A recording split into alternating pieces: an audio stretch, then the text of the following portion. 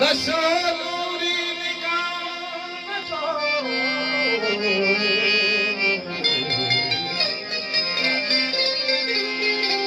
शराब का बहतर नबे रुखसार दिल भर दो गुलाब का बहतर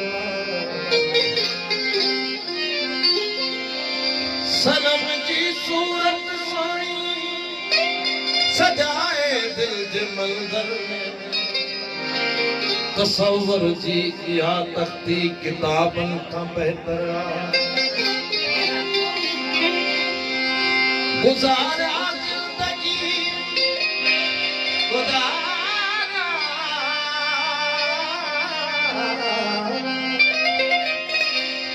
गुजारा जिंदगी पंहिंजी चुनी रुखसार न बदली जा गुनाह कहिड़ा वॾो पर सवाबन खां त बहितर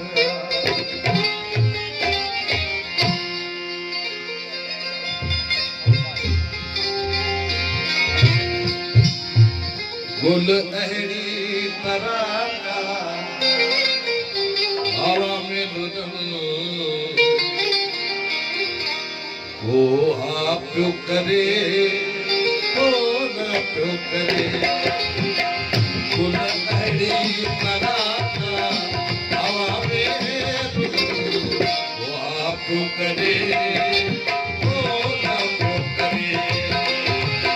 गुल अहिड़ी तरह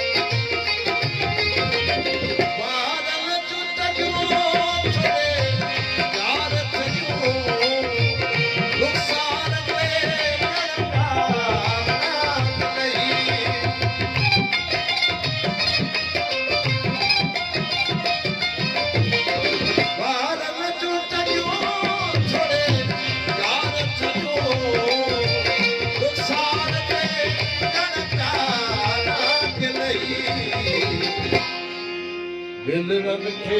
तुमर दे ओ क्या तरफल दिलरन खे तुमर दे ओ क्या तरफल ओ आप जो करे ओ ना जो करे कारो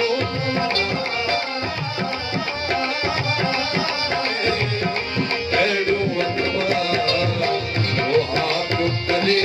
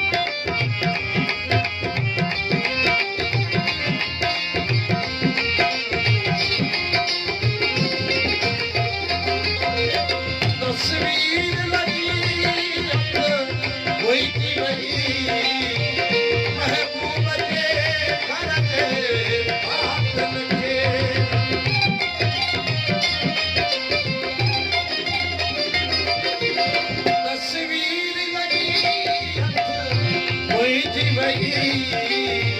महबूब जे घर ते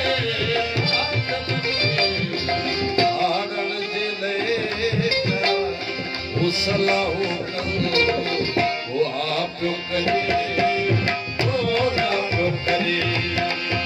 गुल अहड़ी कराना हवा में लुगल वो आप करे वो ना करे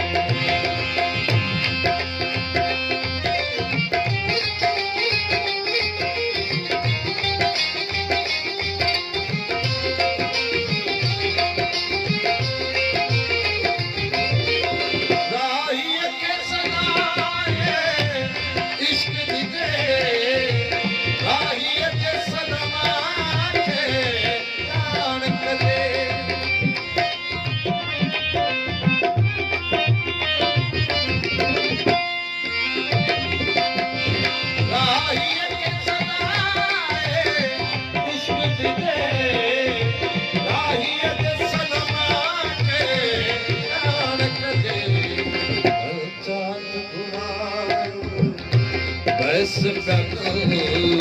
वो आप करे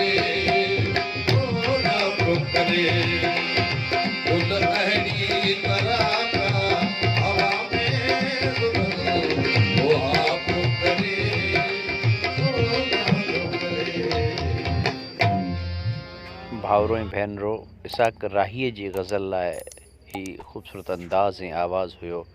सिंध जे नौजवान कलाकार उस्ताद रफ़ीक फ़क़ीर जो।